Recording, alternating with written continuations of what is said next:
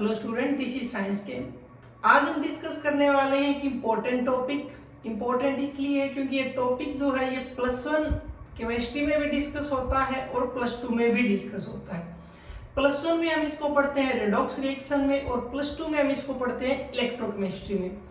Topic same है, level हम एक जैसा करने वाले हैं, 2 पार्ट में डिवाइड करेंगे। आज हम डिस्कस करने वाले हैं डायरेक्ट और इनडायरेक्ट रिएक्शन, और ये लिंक करता है नेक्स्ट टॉपिक के साथ। उसका एक्चुअल में ये एक बेस पॉइंट है और वो टॉपिक रहेगा इलेक्ट्रोकेमिकल सेल, जिसमें हम पढ़ते हैं जिंक कॉपर सेल यानी कि डेनियल सेल।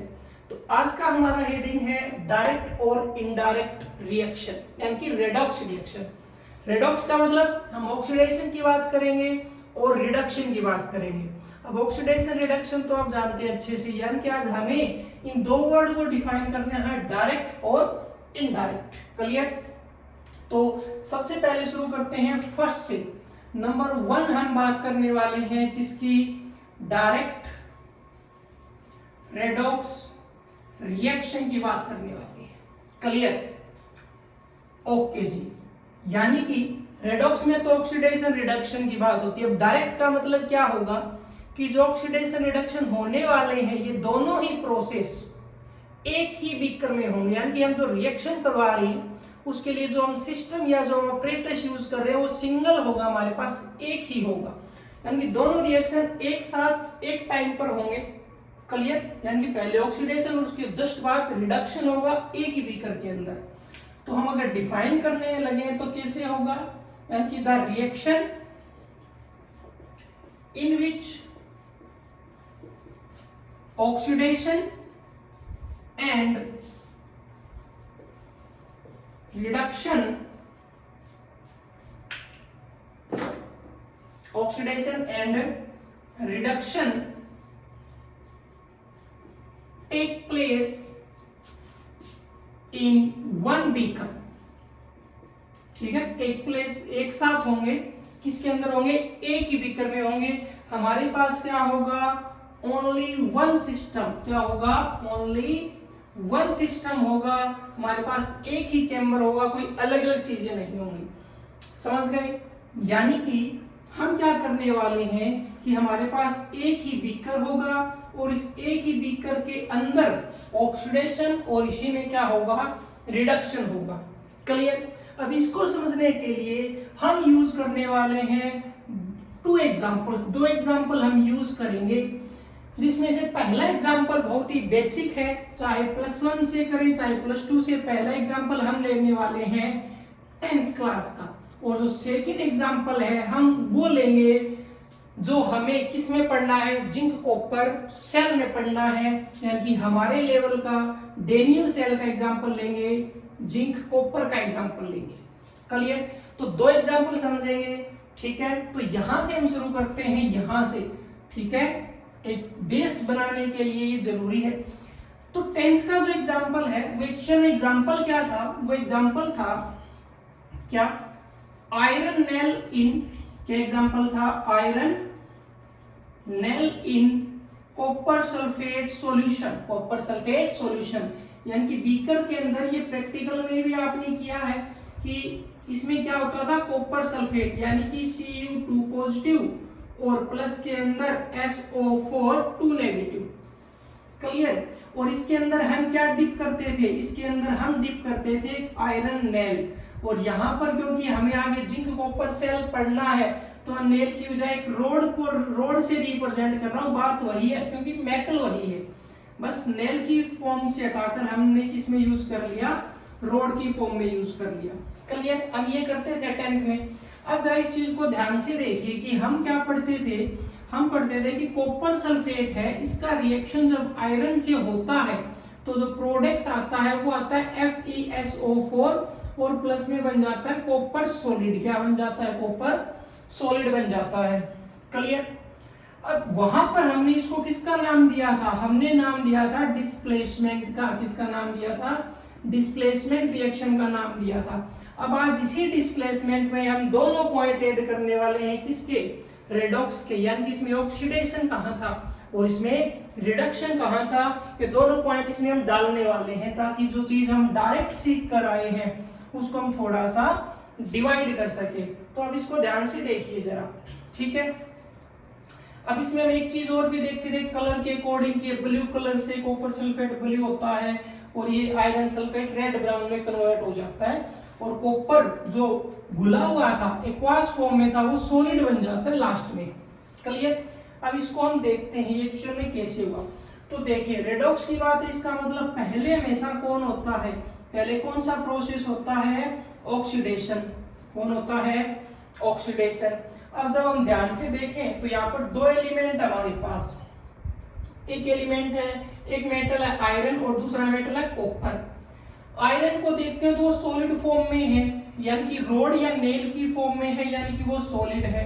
और कॉपर ऑलरेडी किसकी फॉर्म में है, आयन की फॉर्म में, जिसके ऊपर +2 का चार्ज है। यानी कि ऑक्सीडेशन जो शुरू होगा वो देखो 2-3 तरीके होते हैं। यहाँ पे तो साफ साफ नजर आ रहा है कि कॉपर ऑलरेडी ऑक्सीडाइज है क्योंकि +2 चार्ज है इसके ऊपर, ये इलेक्ट्रॉन डोनेट कर चुका है ऑलरेडी। क्लियर। यहाँ आयरन सॉलिड है और वैसे देखा जाए तो आयरन मोर रिएक्टिव भी है, तो ऑक्सीडेशन किसका होगा, आयरन का। और आयरन 2 इलेक्ट्रॉन रिलीज करेगा, 2 इलेक्ट्रॉन रिलीज करेगा और किस में कन्वर्ट हो जाएगा, 2 पॉजिटिव में कन्वर्ट हो गया। क्लियर। ये क्या हो गया, ऑक्सीडेशन। अब बारी किसकी आएगी, अब बारी आएगी रिडक्शन की। ठीक है।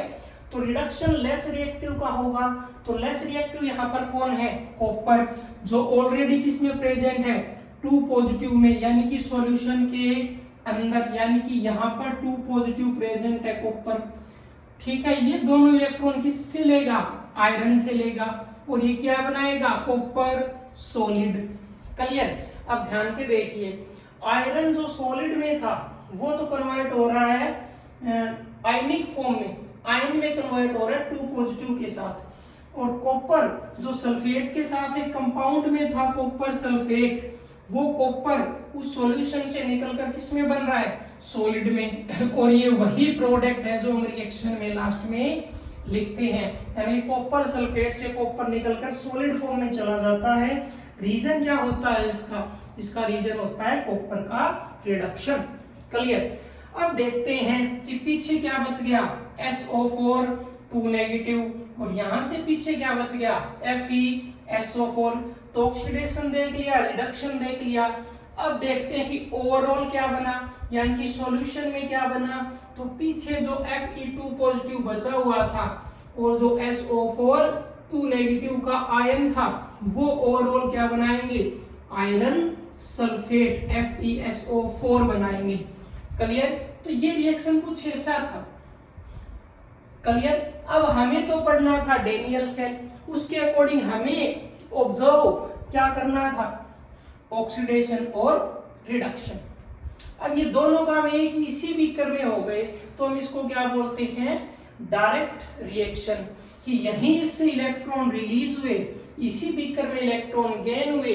इलेक्ट्रॉन को जो एक मीडियम चाहिए था थोड़ी सी देर के लिए, कोई किस तरीके का मीडियम कि वो इलेक्ट्रॉन आयरन से रिलीज होकर और वो इलेक्ट्रॉन किसके पास पहुंच जाए, कॉपर के पास।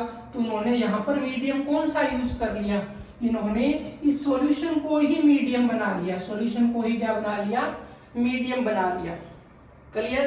तो इसको हम बोलते हैं रेडॉक्स, यानी कि डायरेक्ट रिएक्शन हो गया ये। अब ये तो था 10th वाला। अब हम नेक्स्ट एग्जांपल पे आते हैं कि जिंक और कॉपर से हम कैसे समझेंगे। ठीक है। डायरेक्ट की ही बात करने वाले हैं। ठीक है। ओके जी। ठीक है।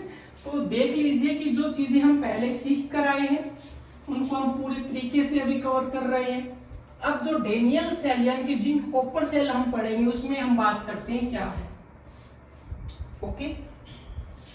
तो अभी हम क्या कर रहे हैं, सेकंड एग्जांपल में हम डिस्कस करने वाले हैं कि जिंक का रोड होगा और किसके अंदर होगा, कॉपर सल्फेट में। किसमें होगा, कॉपर सल्फेट में। ठीक है। और ये एक क्या है, डेनियल सेल का स्टार्टिंग है, यानी कि डेनियल सेल स्टार्ट कहां से हुआ, क्या नीड पड़ी कि हमें एक जिंक कॉपर यानी कि एक इलेक्ट्रोकेमिकल सेल हमें बनाना पड़ा। ठीक है। तो आप यहां से लिख सकते हो ये क्या है, ये स्टार्टिंग ऑफ इलेक्ट्रोकेमिकल सेल है, इलेक्ट्रोकेमिकल सेल है ये। यहां से यानी कि यहां से हमारे पास कुछ ऑब्जर्वेशन आएंगे। क्या आएंगे? कुछ ऑब्जर्वेशन आएंगे। कैसे? कि हमने क्या किया कि कॉपर सल्फेट डाला एक बीकर के अंदर। कलिए, ये हमने क्या डाल दिया? कॉपर सल्फेट डाल दिया जो ब्लू कलर का है, और इसके अंदर हमने क्या लगा दिया? एक आयरन का जिंक का रोड लगा दिया। तो ये क्या है? जिंक का रोड। अब ये ठीक एग्जांपल किसके जैसा है? जो हमने आयरन का कॉपर के साथ पढ़ा, लगभग वही बात है ये। यानी कि डेनियल सेल हम जिंक कॉपर पढ़ते हैं, लेकिन इलेक्ट्रोकेमिकल सेल अलग अलग मेटल से भी बनते हैं। यहाँ पर हम जो दो मेटल की बात कर रहे हैं वो कौन है? जिंक और कॉपर। तो ये तो हो गया जी आयरन रोड। और ये सॉल्यूशन हमने क्या ले रखा है? ये हमने ले रखा है कॉपर सल्फेट। इसका मतलब कौन सी फॉर्म में है ये? कॉपर 2 पॉजिटिव और प्लस में SO4 2 नेगेटिव। क्लियर? अब हुआ क्या कि जब ये रिएक्शन, जब इसको नोट किया गया, सबसे पहले यहां से निकले कुछ ऑब्जर्वेशन। क्या निकले? कुछ ऑब्जर्वेशन निकले कि जब दोनों चीजों को एक साथ लिया जाता है तो कुछ रिजल्ट्स निकल कर आए। वो रिजल्ट क्या थे? क्या कि यहां पर ये जो जिंक रोड है ये हो गया रिड्यूस। ये जो जिंक रोड है ये क्या हो गया? रिड्यूस। का मतलब इसका साइज डिक्रीज हो गया। क्या हो गया? इसका साइज डिक्रीज हो गया। क्लियर? ये पहला ऑब्जर्वेशन। रीजन जानेंगे ऐसा क्यों हुआ, रीजन भी जानेंगे। दूसरा क्या हुआ कि थोड़ा सा टेम्परेचर भी इंक्रीज हो गया। क्या हो गया? टेम्परेचर इंक्रीज हो गया। क्लियर? और नेक्स्ट क्या हुआ कि एक कुछ रेड ब्राउन पीपीटी बनने लगा नीचे। क्या बनने लगा? रेड ब्राउन पीपीटी कह सकते हो, या सॉलिड कुछ नीचे जमा होने लगा। क्लियर? ये तीन ऑब्जर्वेशन हुए। क्लियर? अब ये तीनों का हम जानने वाले हैं रीजन की ऐसा क्या हुआ, बीकर में ऐसा क्या हो रहा है। तो जब हम रीजन को पढ़ते हैं तो यहां पर बात किसकी होती है? रेडॉक्स रिएक्शन की। किसकी बात होती है? रेडॉक्स रिएक्शन की। यानी कि ये क्या है? एक स्पॉन्टेनियस रिएक्शन है। क्या है? स्पॉन्टेनियस रिएक्शन है।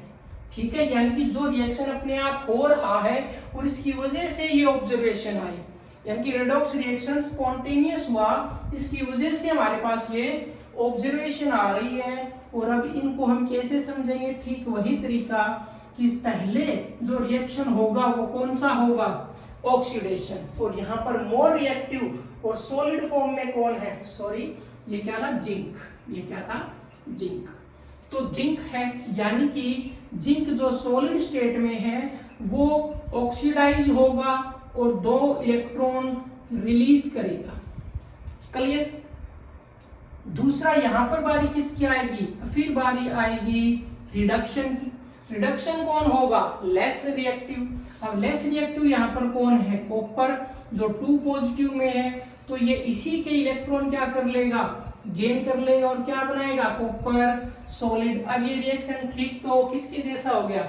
आयरन वाला हो गया।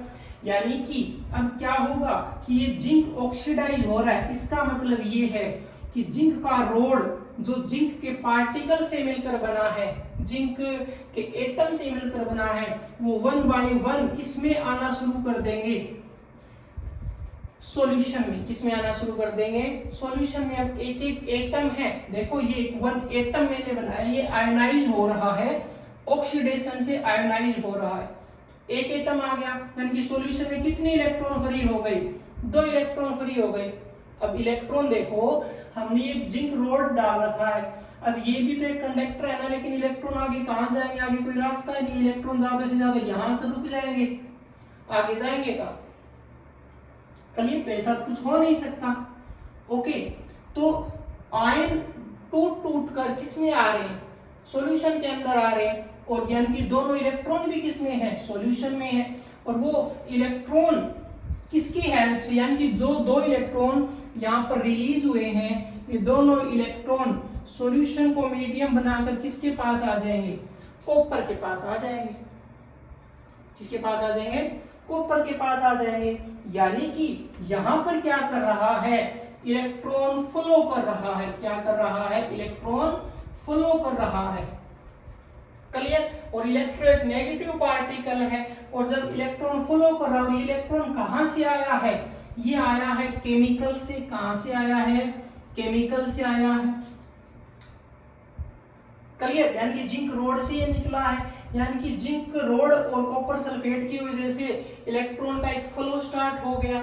यानी कि ये जो हम केमिकल्स यहाँ पर यूज कर रहे हैं, यानी कि कुल मिला के बात क्या हो गई, यहाँ पर केमिकल की वजह से, यानी कि इलेक्ट्रॉन के फ्लो की वजह से क्या हुआ था, यहाँ पर टेम्परेचर इंक्रीज हुआ था। क्या हुआ था, टेम्परेचर इंक्रीज हुआ था। और टेम्परेचर इंक्रीज होने का मतलब कि यहाँ पर क्या बना, हीट बना। क्या बना, यहाँ पर हीट प्रोड्यूस हो रहा है। क्या प्रोड्यूस हो रहा है, हीट प्रोड्यूस हो रहा है। तो अगर इस रिएक्शन को मैं लिखूं तो ये सेम उसी डिस्प्लेसमेंट के जैसा होगा। यहाँ पर प्रोडक्ट आप साफ तौर पर बता दोगे कि क्या बनेगा, जिंक सल्फेट बनेगा और कॉपर क्या हो जाएगा, अलग। अब ये जो कॉपर सॉलिड यहाँ पर बन रहा है, यही कॉपर तो यहाँ नीचे जमा होगा ना, यही तो रेड ब्राउन पीपीटी में नजर आएगा। किसमें नजर आएगा, रेड ब्राउन पीपीटी में। अब ये क्या हुआ, ये कॉपर सॉलिड बनने लगा। क्लियर। अब ये जो ऑब्जर्वेशन आया कि जिंक रोड रिड्यूस को क्यों हुआ, क्योंकि उसका ऑक्सीडेशन हो रहा है, एक एक एटम टूट टूट कर आयनाइज हो रहा है। टेम्परेचर क्यों इंक्रीज हुआ, क्योंकि इलेक्ट्रॉन फ्लो की वजह से यहाँ पे हीट प्रोड्यूस हो रही है। या हम ये लिख सकते हैं कि यहाँ पर क्या हुआ, सबसे इंपॉर्टेंट जो है हमारे लिए, क्या कि केमिकल जो एनर्जी है वो किसमें कन्वर्ट हो रही है, वो हीट में कन्वर्ट हो रही है।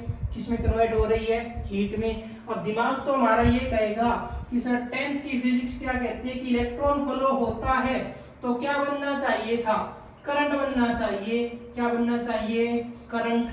कि सर 10th फिजिक्स में ही पढ़ लिया था या और छोटी क्लास में ही पढ़ा था।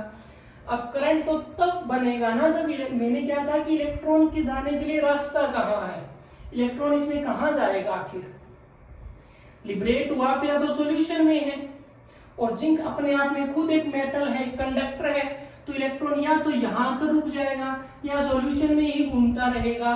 तो सॉल्यूशन में घूम रहा है तभी तो कॉपर ने गेन किया है। यानी कि इलेक्ट्रॉन एक लिमिट एरिया के अंदर घूम रहा है। इलेक्ट्रॉन को कोई ऐसा कंडक्टर नहीं मिल रहा जिसमें वो फ्लो कर सके टाइम पीरियड के लिए, एक कुछ दूरी अगर वो चले तब क्या बनता है, करंट बनता है। यानी कि हम करंट बना सकते थे, करंट बन सकता था, लेकिन इलेक्ट्रॉन के फ्लो से फिलहाल जो इलेक्ट्रिसिटी आनी थी वहां से सिर्फ क्या आ रहा है, हीटिंग इफेक्ट आ रहा है। क्या आ रहा है, हीटिंग इफेक्ट आ रहा है। तो यही मेन प्रॉब्लम थी। यानी कि इलेक्ट्रोकेमिकल सेल क्यों बना, क्योंकि जो केमिकल एनर्जी वो फिलहाल हीट दे रहा है, इलेक्ट्रॉन को हमें फ्लो करवाना है। यानी कि जो दोनों ऑक्सीडेशन और रिडक्शन एक साथ हो रहे हैं, इनको अब हमें अलग अलग करना है। अब इसमें क्या हुआ कि अगर मैं थोड़ा माइक्रोस्कोपिक लेवल पर समझाऊं कि इलेक्ट्रॉन निकला और निकलते हुए इलेक्ट्रॉन जल्दी से किसके पास चला गया, कॉपर 2 पॉजिटिव के पास चला गया। अब हमें क्या करना है कि हमें ये जो डिस्टेंस है, इस डिस्टेंस को इंक्रीज करना है कि इलेक्ट्रॉन जाएगा तो सही कॉपर के पास, लेकिन एक अलग कंडक्टर में से होगी जाएगा, एक वायर में से होते हुए जाएगा। और जब एक वायर और एक कंडक्टर में से करंट फ्लो करेगा तब वो इलेक्ट्रॉन फ्लो करेगा, तब करंट बनेगा। यानी कि जो ये छोटा सा रास्ता है, इस छोटे से रास्ते को हमें क्या बनाना है, अब एक बड़ा बनाना है। क्लियर। तो ये है डायरेक्ट रिएक्शन। और यहां से कि इन तीनों पॉइंट्स का मतलब भी हमने यहाँ पे समझ लिया। और अब हमें क्या करना है कि इस करंट के लिए केमिकल एनर्जी को इलेक्ट्रिक एनर्जी में बदलने के लिए किसकी नीड होगी, जिंक कॉपर।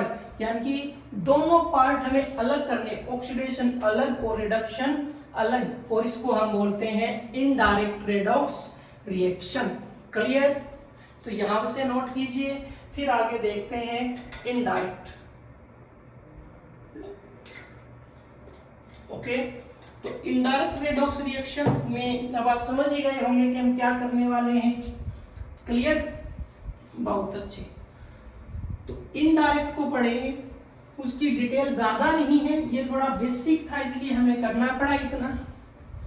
ओके। अब हम देखने वाले इनडायरेक्ट।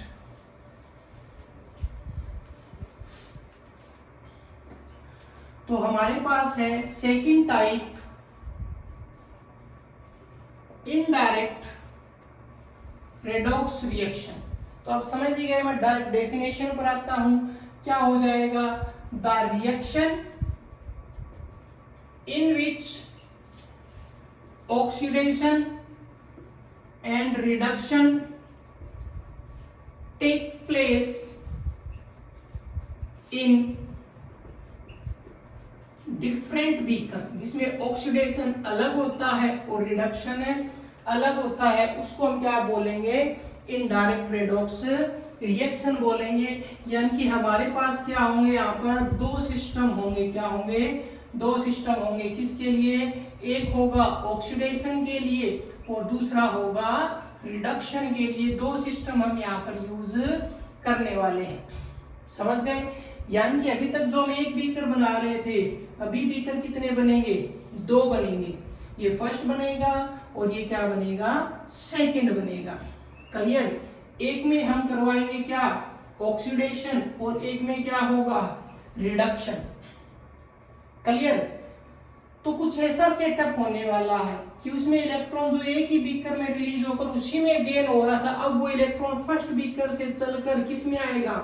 सेकंड बीकर में आएगा। किसकी हेल्प से आएगा? एक वायर, एक कंडक्टर की हेल्प से जब वो चलेगा तब यहाँ पर क्या बनेगा? एक करंट बनेगा। क्लियर? और जो इनडायरेक्ट रिएक्शन होता है वो किस में हम पढ़ने वाले हैं? इलेक्ट्रोकेमिकल सेल में पढ़ने वाले हैं। क्लियर? तो आप इसको बेसिक लेक्चर मानो या दो टॉपिक बना लो, डायरेक्ट और इनडायरेक्ट। क्लियर? तो हम नेक्स्ट क्लास में जो हम डिस्कस करेंगे वो क्या होगा? Zinc copper cell. तो मिलते हैं नेक्स्ट क्लास।